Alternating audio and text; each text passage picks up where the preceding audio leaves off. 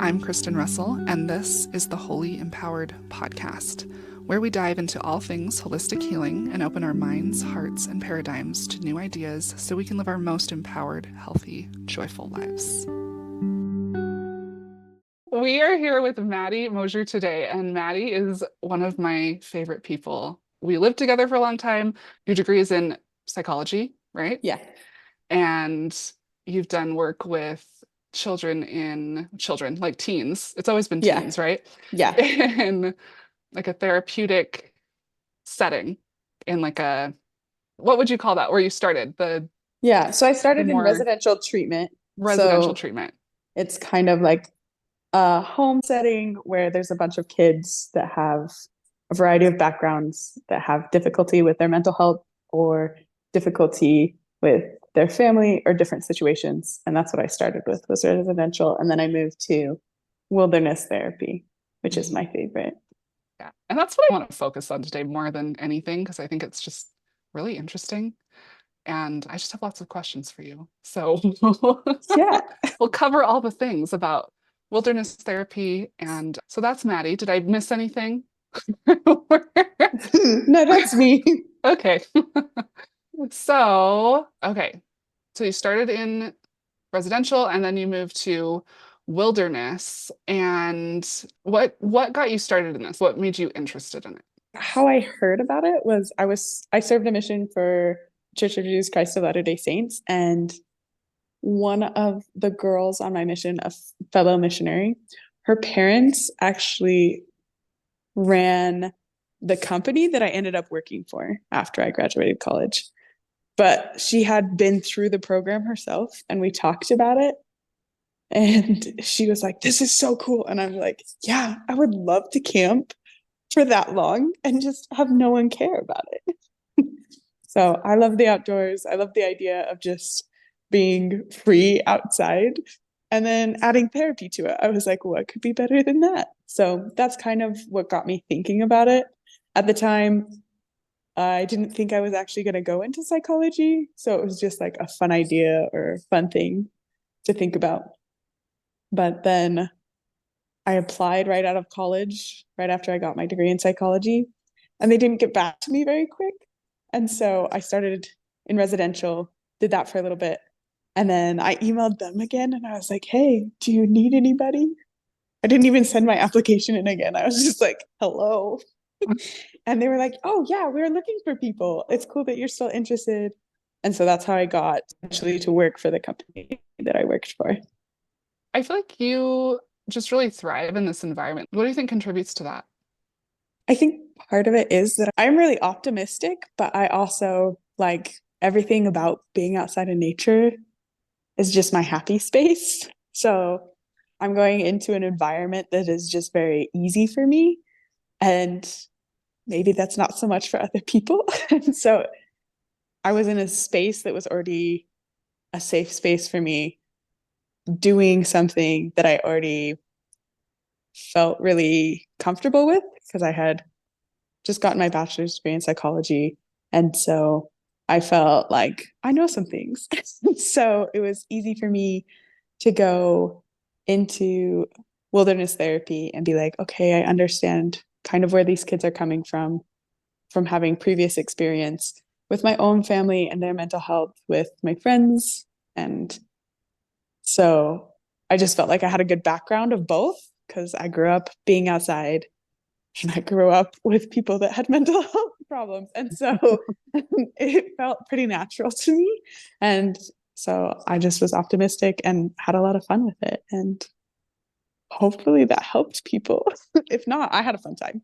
It's kind of tailored to you in a way. Yeah. Yeah. Yeah. Well, I feel like if I was one of the teens and you were my counselor, I think your confidence would give me a lot of confidence because I'm someone who's Hopefully. not as comfortable camping outside. And so I'm sure, I'm sure that was helpful. But I just want to get into this wilderness therapy as a therapy and kind of the day to day, but ultimately what I want to get at and the goal here is looking at this as a therapy. Is it beneficial? Is it something that you feel like you'd recommend? Because And what's the company called again that you worked for?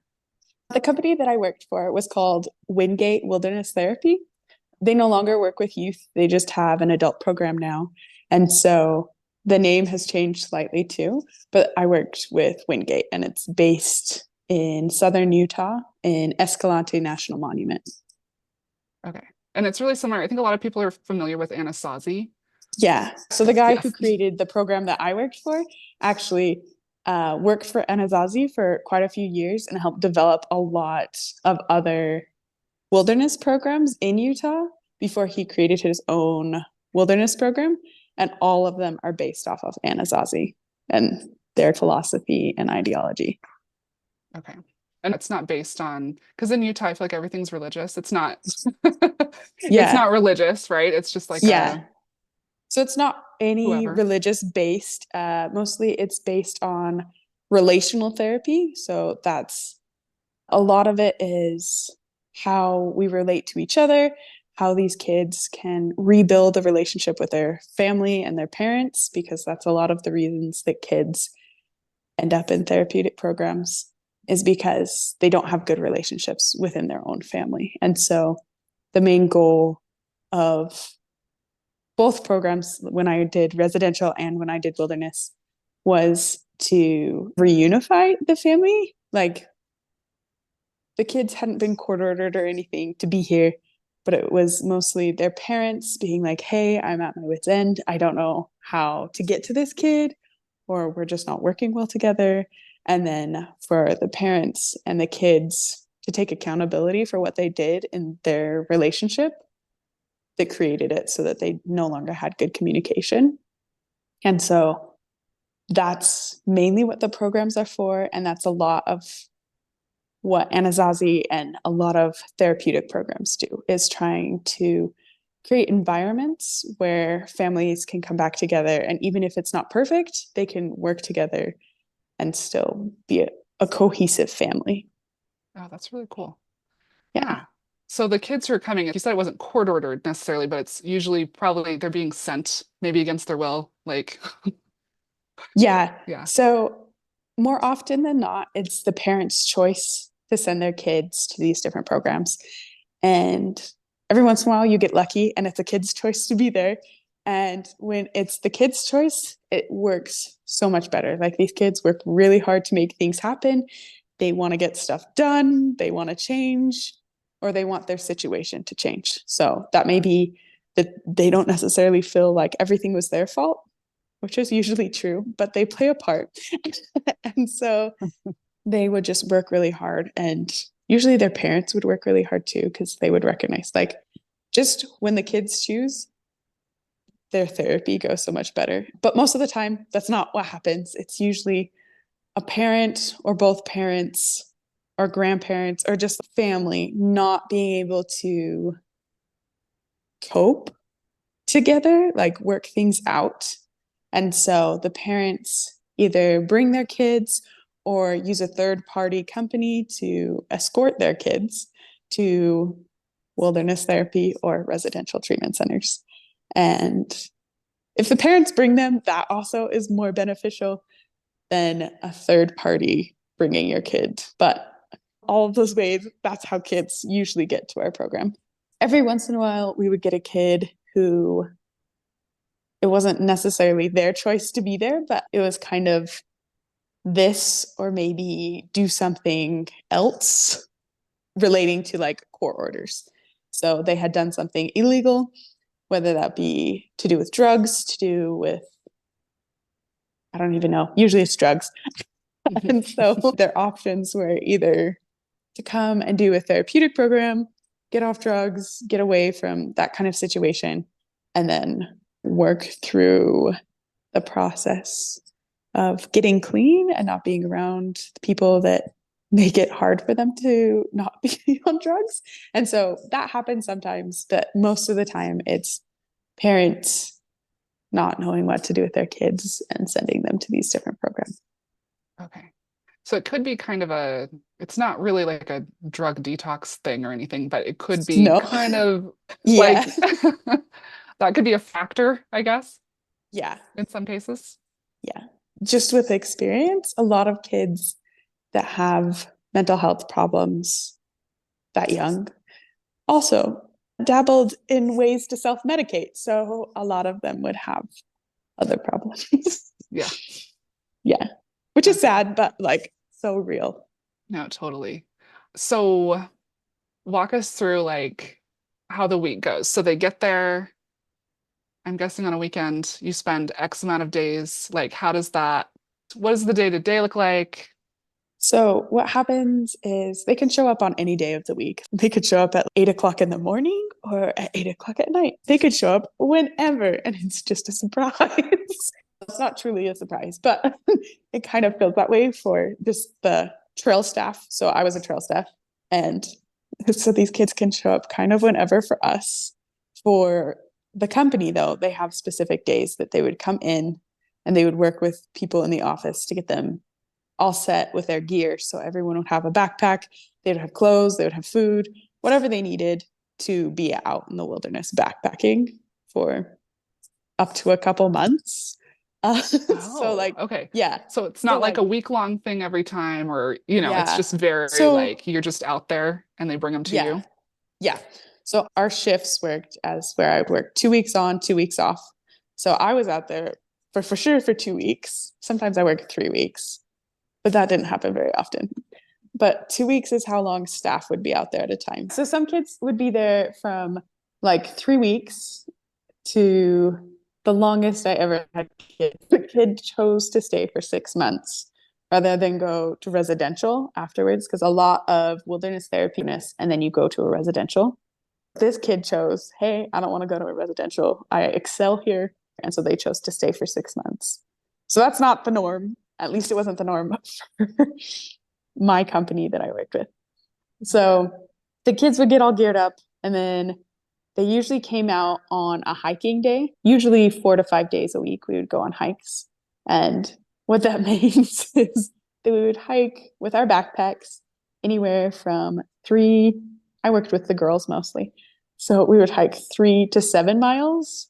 But if you're working with boys or the adults, they hiked more 5 to 10 miles every day. So the kids would come out and they had no idea if they were going to hike 3 miles that day, just coming in, or if we were going to have a 7 mile hike. And we didn't tell the kids the mileage that we were going to hike that day until we got to camp that night. And we would do that 5 days a week. And then we would have what we called like layovers. And so we would have 2 days camping in the same spot. And we wouldn't hike unless they wanted to. Sometimes we would go on little adventures, and they were fun. Like we would go up canyons so that they could hear their echoes and we could scream in the canyon. Or we would go to where there was petroglyphs. And so we would show the kids where these cool petroglyphs were, and then tell them, please don't scratch on any of the rocks. Or like things like that. But usually we just hung around in camp and we would do crafts. We taught them how to make moccasins. I taught some girls how to make ponchos. We did a lot of jewelry making. I don't know, we did a lot of stuff on layover days, because those days were when their therapist would come. And if we weren't busy doing something, then that's when arguments also happen. So we tried to keep like activities and games going. We played, it's like the precursor to lacrosse. So we would teach them how to make little lacrosse sticks. And it's like 2 balls on a string, and you would fling them at each other. Eventually I made my own, because we wanted them to see that you could make anything that you needed, and like that they could create anything that they needed. And so they got really confident living outside and being able to make whatever they needed, literally. And so we would play that every once in a while, and everyone got super into it. And maybe it was just because I was super competitive, but I was always like, everybody's got to play. My team's going to win, even though I didn't always win, but I would sure hype us up. Yeah. We had a lot of fun on layover days. We did group therapy on layover days. The director would come out and visit with us on layover days. So then he would come and teach us a skill like how to find clay out in the middle of the desert and turn it into pottery, or how to make arrowheads, just like random different skills.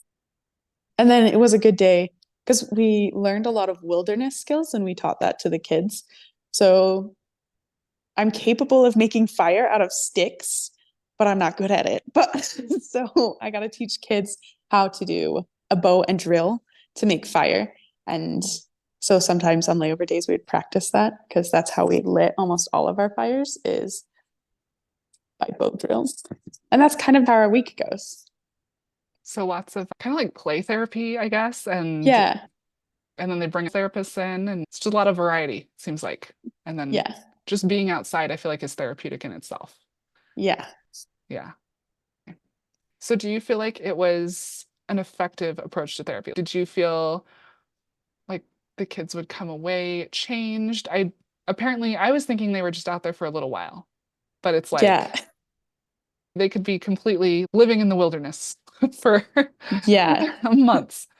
But So it definitely creates a bunch of feral little animals, and I loved it. yeah.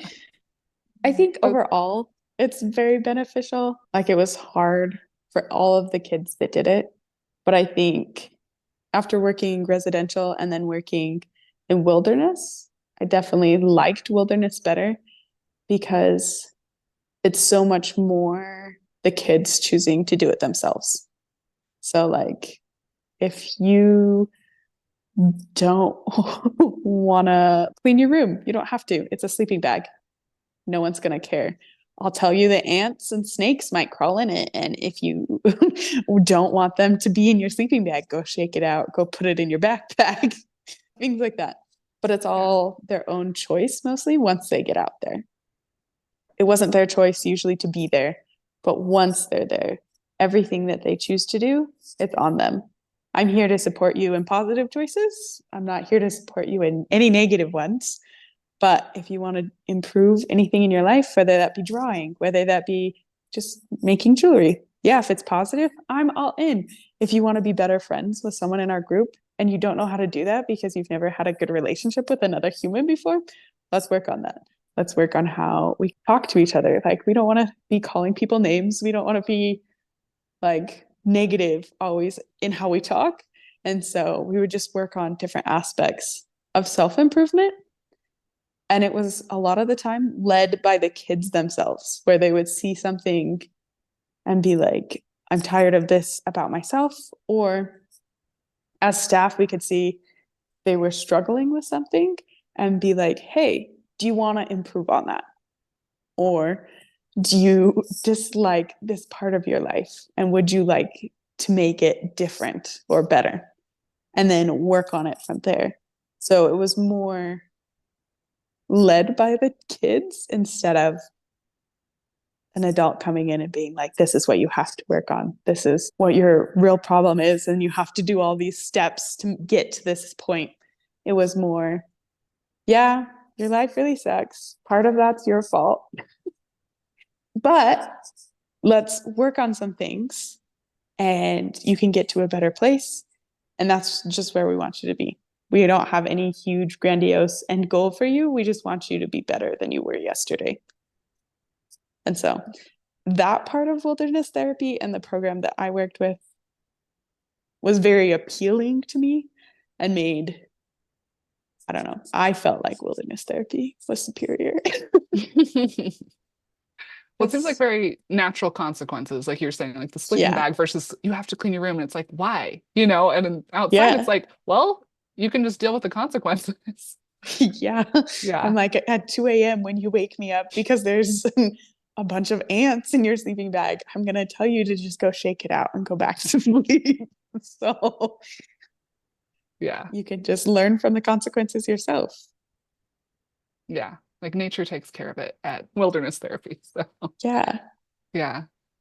And then I feel like it gave the kids so much more confidence because they're making decisions for themselves and they may not have been in a situation before where they made as many decisions for themselves. And so it was kind of cool to just watch them become more and more confident in their abilities to be a feral child. Also just their abilities in general, like to communicate, their abilities to just feel safe in their own surroundings, and that they recognize that they created that for themselves, which that's really cool. That's cool. I feel like it's a very, yeah, it seems like a very supportive, confidence building. Like when I thought of it before, it seemed very like, I'm gonna throw you in the wilderness, good luck, you know? And I feel like there's an Yeah. element of that, but it's not, it just seems like it's a lot more just supportive than I was thinking, you know? Yeah. It's Yeah. like when you have a good group, it's like having group therapy every day because all the kids are working together to do what they're supposed to be doing. They want to become better. They want for everyone in their group to work cohesively because that makes everyone's lives easier. Because if one person decides, hey, I'm not going to do anything, everyone else has to work harder to help make that person get stuff done. Like if not everyone collects firewood, that's a lot of firewood for one person to collect so everyone can be warm. Or if one person chooses not to sleep correctly in sleep line, then it makes everyone sleep farther away so that everyone's a little bit more cold. No Mm, one's next to each other. So it's cool to see them make their own choices, but then as a group to recognize if I do my part, that makes life easier for everyone. And then take that back to their families and realize if I'm doing my part, that's going to make everyone's life easier, including my own. that's cool. Yeah. That's a really cool takeaway. And I know you didn't get to, you probably haven't been able to talk with, because I know you can't talk to them after they're out unless they're over 18, right? Yeah. So, well, the rules when I was working, they've changed a tiny bit, I think, since I've worked wilderness, where I couldn't talk to them for at least 2 years afterwards, after they had completed the program, or until they turned 18. And my personal choice was just not to talk to them because I don't, and I would tell the kids this. I was like, you can contact me. I definitely 100% will not talk to you until you are 18 because I'm not going to talk to minors. Hmm. So they knew for sure I wouldn't talk to them until they turned 18. It didn't matter if it was more than 2 years. But also, I just didn't want them to go back to the place that made them get there. I'm like, I'm just a stepping stone for you. Step on me, get to a better place. Like, that is my goal for you.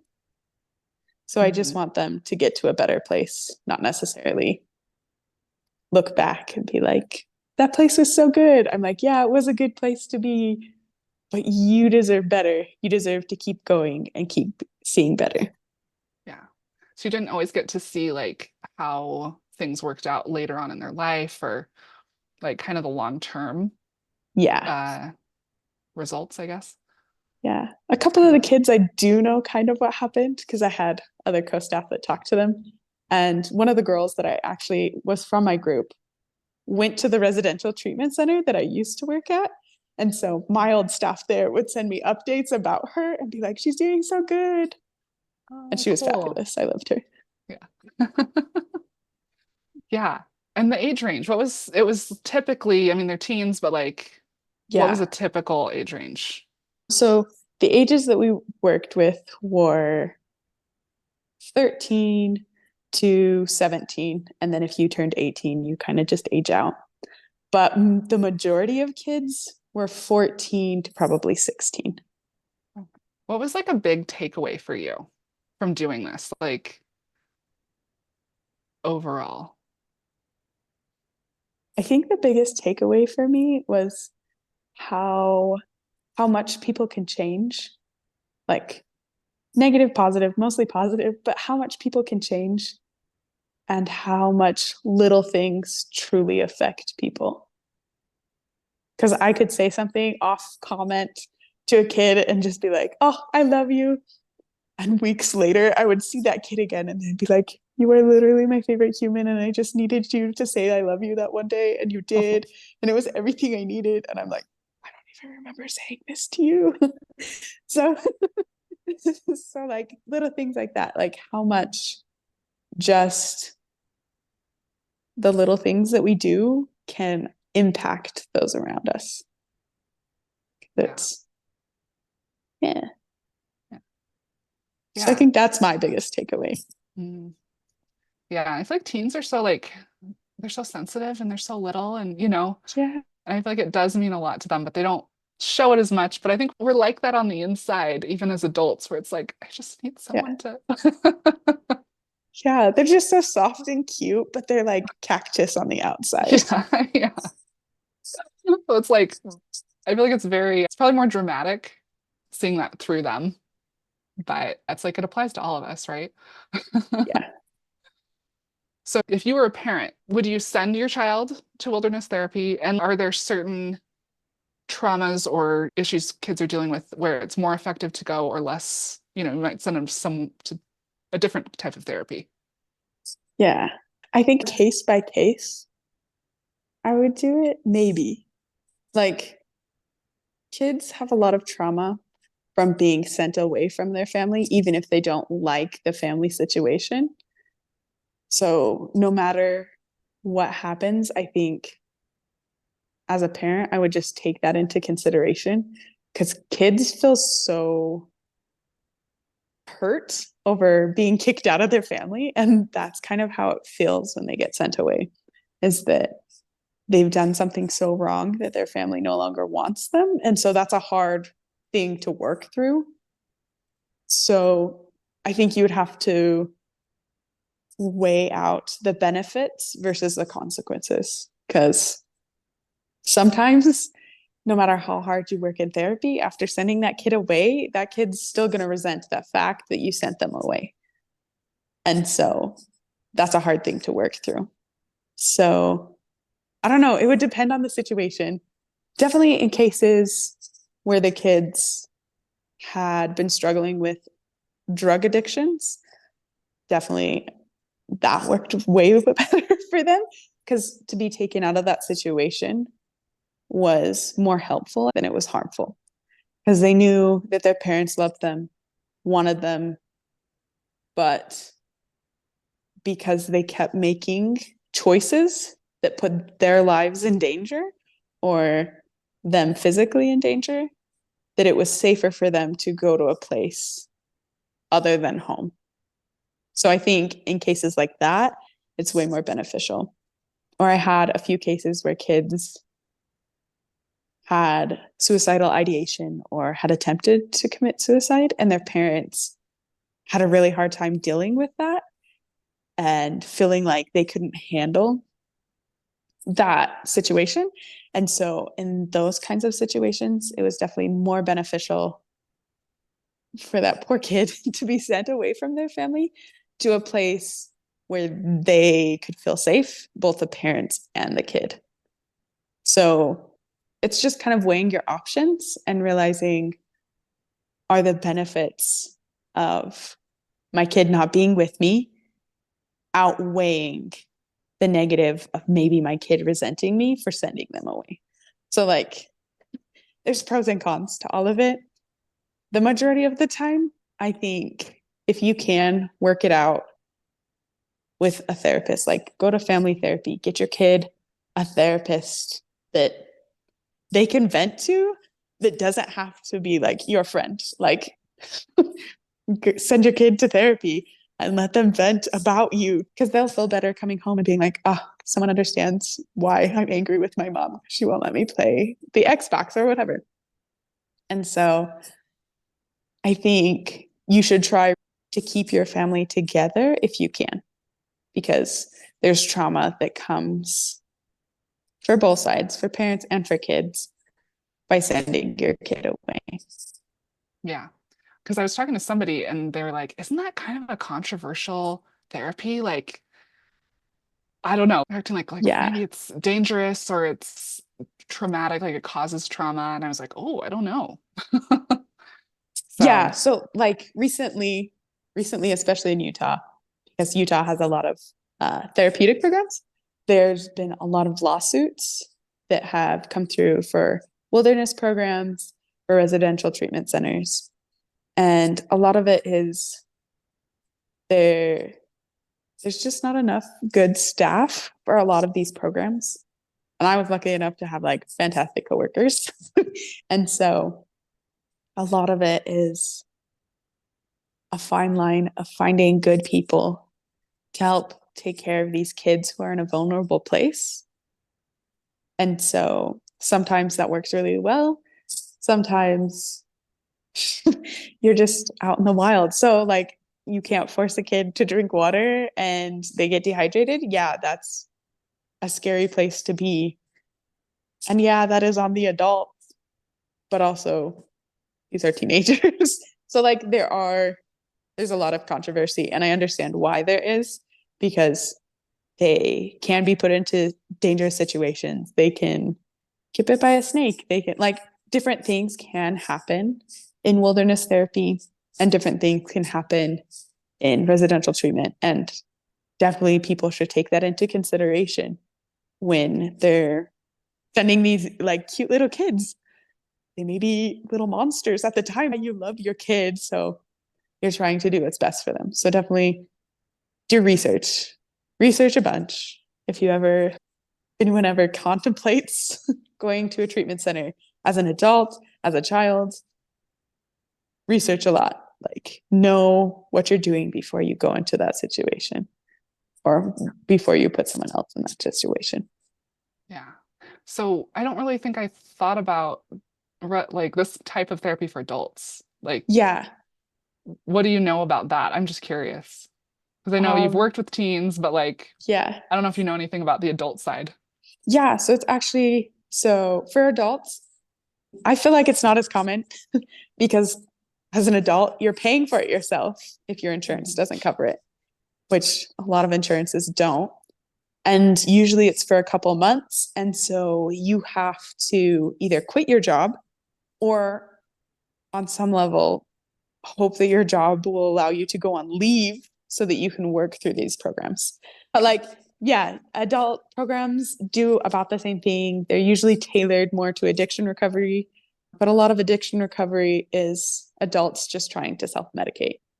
Like, at least that's what my experience is.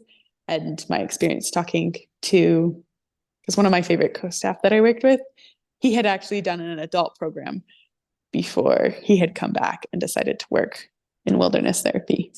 And so that was super cool to talk to him about it, because as I like go off and do other things in my life, I can recognize how much of alcoholism or using drugs recreationally or non-recreationally, illegally, is really just adults trying to self-medicate for past traumas or mental health problems that go kind of unnoticed or untreated. So that's why I think most adult programs are tailored for recovery from addictions. And that makes sense. That's kind of what I Yeah. would have guessed. But yeah. Yeah. So, um, one more, well, maybe two more questions. I want to know, because I'm sure like working with teens and just being out there, you have some kind of funny stories. And I'm like, to lighten the mood, what were there any funny, memorable, impactful stories while you were out there? I have so many. I'm sure. Like, one of my favorite things is how many kids. I grew up in the West, and I know what sagebrush is. And I assume most people do, but they don't. So I would say this is sage. And some of the kids in their mind would associate sage with a seasoning that you put on your food. And so they would go and pick sagebrush and then sprinkle it on their food. And it's edible, like you can. It doesn't taste good, but they can do Mhm. it. And so like I never like I told them that it was not the sage that they ate out of their garden or that they would buy at the store, but some of them chose to continue to eat it. And I did not stop that. And I said, this is not the sage that you think it is. I had a group of girls that enjoyed face masks. And so we would find places to collect clay, and they would mix the clay with charcoal from our campfires and do face masks, which we don't have mirrors out there. So, like, this was like monkeys. So they would sit across from each other, put it on each other's faces. And then they would try and wash it off themselves. And it's just like this cakey clay charcoal mix with like chunks. And so that was delightful. 10 out of 10 recommend. Homemade face masks are always a win. Good bonding time, Um, huh? yeah, yeah. I let them do it to me one time and it was awful. And after that, I said, I can teach you how to make it better, but I don't want to do it. So, so we did that. We did a lot of crafts. Like I loved crafting with them. So I had one kid that had never sewn before, like with a needle, and we did a lot of projects with leather. And this kid really loved horror movies. And so they said, can you teach me how to make a mask? And so for 2 weeks, the 2 weeks I was with this kid, we worked on making them a leather mask for their face. Okay. And I'm like, this is horror of all horrors, but also it's so much fun. And we would Yeah. try it on at different stages and then walk around camp with it, especially if their therapist was about to come. And I thought it was the most delightful thing. We just did a lot of crazy things. I taught them how to make Brigham tea and pine tea. And then they thought we could have tea with other things. And so then we had to cut back on the tea. Yeah, there's just a lot of fun. Like, That just sounds, yeah. yeah, Yeah. yeah, like maybe maybe it shouldn't have been as fun as it was, but I enjoyed it. And they would just do shenanigans. And I would say, this is delightful. And some of my co-staff would be like, this is barely organized chaos. That's what I do well at. It's organized chaos. I was gonna say, this is perfect for you. You're like one of the kind Yeah. of one of the kids, but not, but you're like, you know, Yeah.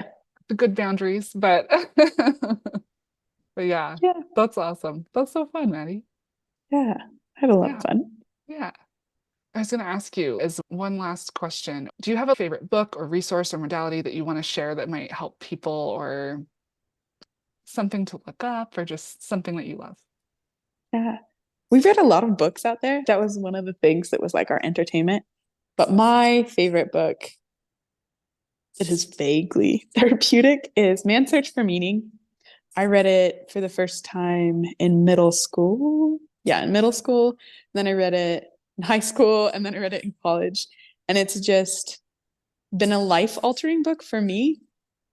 It's about this psychologist who was Jewish and went through the Holocaust. And he lived through a concentration camp, and just his perspective on the world and like humanity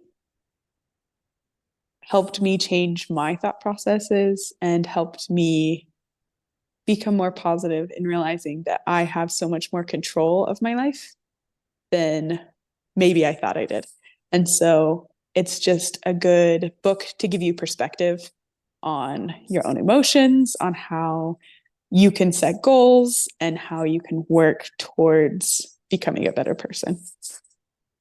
And I think also, too, like setting goals, that makes life so much easier. So just however that looks for people, like going for a walk daily, and that's a goal, or just making their bed, something little to like huge things like going back to school, saving for a house, preparing for like having kids, like just huge life decisions, setting goals for those and making it happen.